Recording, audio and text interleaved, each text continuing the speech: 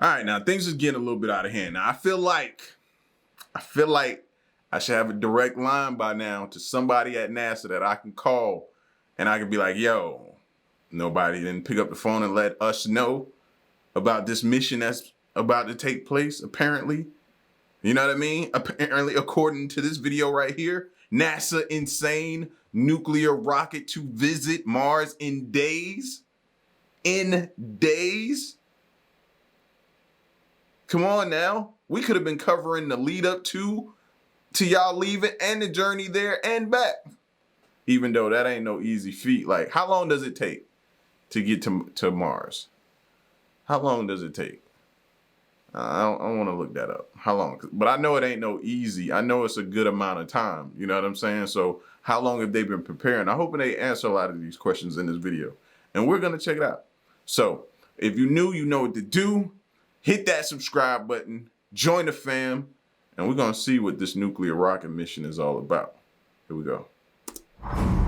Let's be quite honest, traveling to Mars isn't going to be easy. There's a reason why humans have never explored the red planet, while only a few lucky and expensive landers have.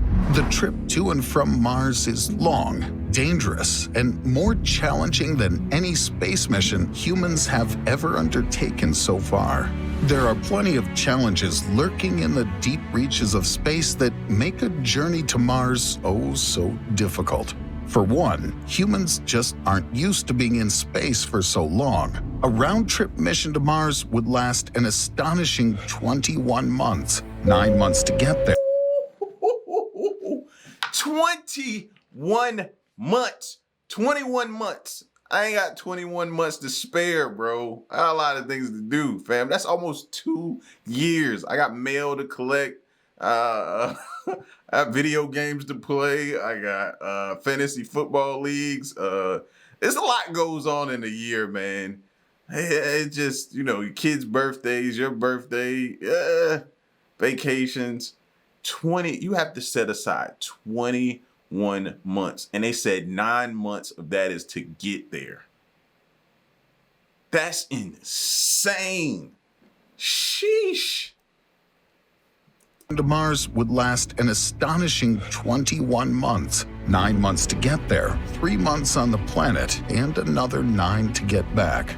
Every single second spent traveling to Mars can be easily translated into energy, fuel, and money. It will cost thousands of dollars a second just to get to the red planet. When you think of it that way, and when you think of the damage that all that time and space can do to a human body, you understand the fear and hesitation some have when thinking of traveling to other planets.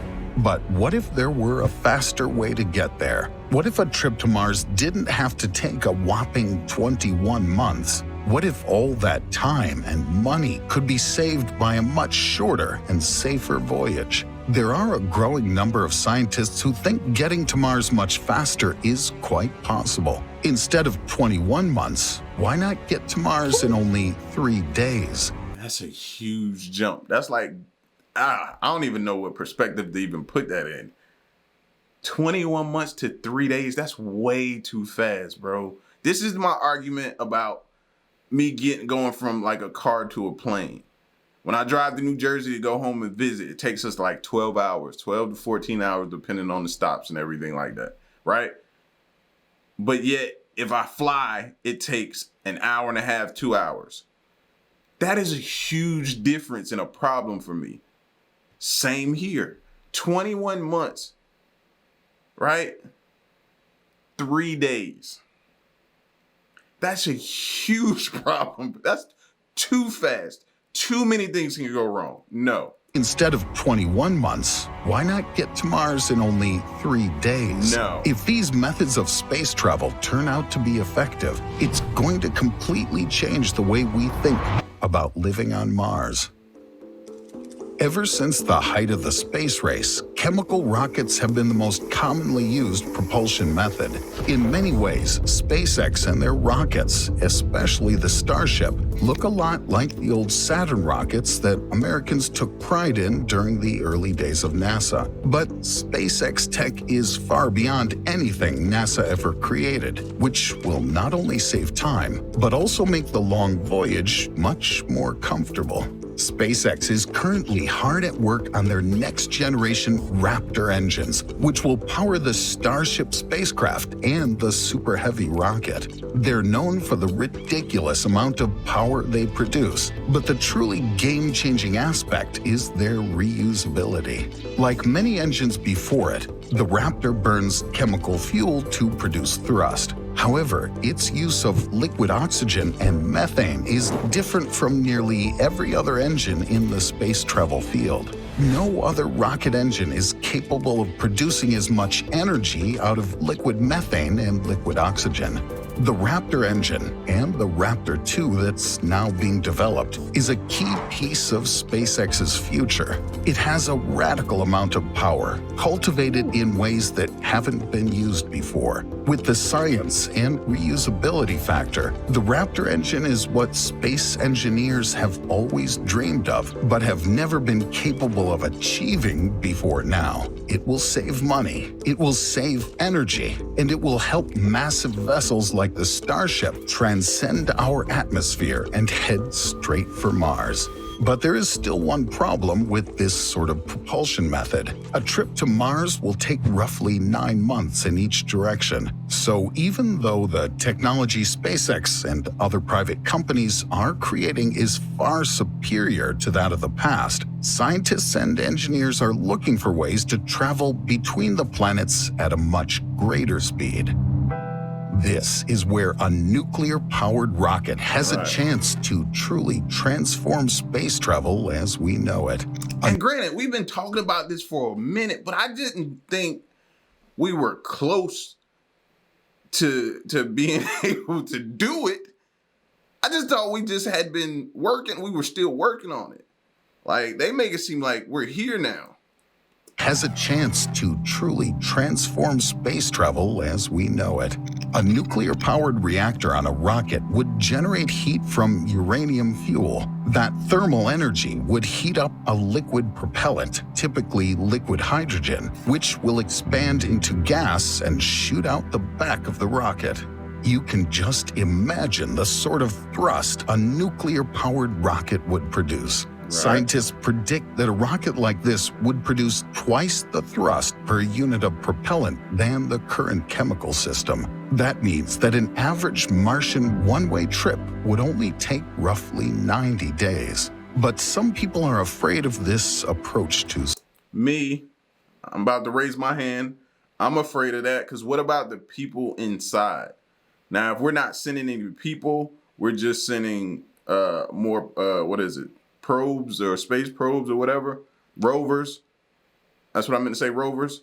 If we're sending more rovers, then okay, cool. They can probably withstand that. But we're not sending people, are we? That's my next question. Roughly 90 days. But some people are afraid of this approach to space travel.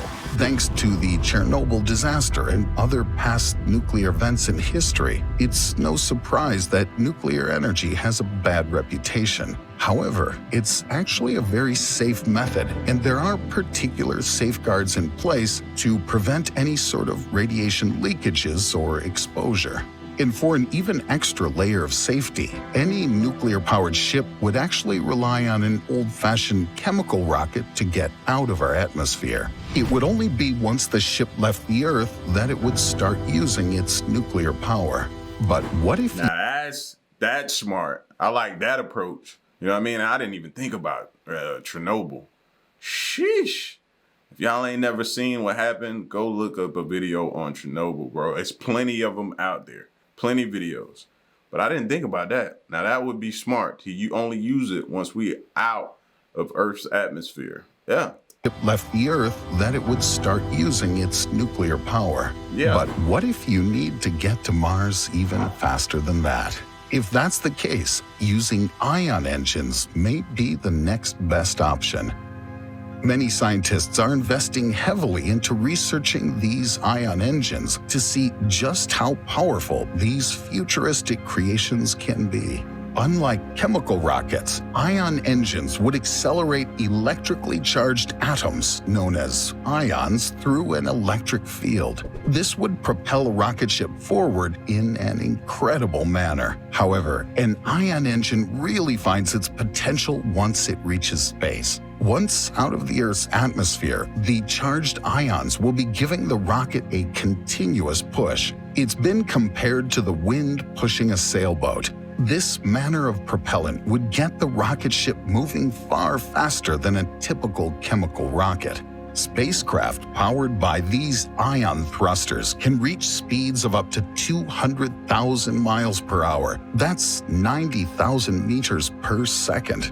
In comparison, the world-famous American space shuttles could only reach speeds of around 18,000 miles per hour. The trade-off for these high top speeds of ion thrusters is slow acceleration, which is why this method might be perfect for trips across our solar system. Based on the science behind the revolutionary ion engine, you can plan on it taking only 39 days to get to the red planet. Now, let's take a look at the most futuristic and exciting method of space travel that could get us to Mars as fast as possible. A photonic propulsion system would be able to power a rocket in remarkable, jaw-dropping ways. This one-of-a-kind rocket would rely on the momentum of particles of light, known as photons, to move the ship forward. It sounds far-fetched, and it is. There's still so much work to be done in this field. But the idea has been in development by numerous scientists for years now. If they're able to crack the code of photonic propulsion, we could find ourselves arriving on Martian soil in not months, but days. Particles of light don't have any mass. However, photons do have both energy and momentum, and when they reflect off an object, that momentum is transferred into forward motion. By harnessing the power of photons, an entire rocket ship could blast through the galaxy at breakneck speeds. Right now, it's predicted that photonic propulsion could get a small robotic craft to Mars in just 3 days. That's fast. Like, if we achieve that, I don't think it's if, I think it's when. It's a matter of when we achieve this, because I believe in us that much. When we achieve this, bro, we're gonna be bouncing around to planets and different things, kind of like people do on Thanksgiving Day. You know how you go to house and get plates and plates of food from different people? Huh? You wake up that morning with a list of people's house you're gonna stop by and make your runs. And we're gonna be bouncing like that to planets. That's insane to even think of. That's, whew. I got faith and I know we're gonna do it. Get a small robotic craft to Mars in just 3 days. There's no doubt that photonic propulsion could be a literal game changer. Not only could it make exploration so much faster, but it could also allow humans to travel to Mars and far beyond as well. All of these new, promising methods of travel could radically change how we traverse the galaxy. If we are truly able to limit the amount of time it takes for us to get to Mars and other planets, then a new golden age of space travel awaits.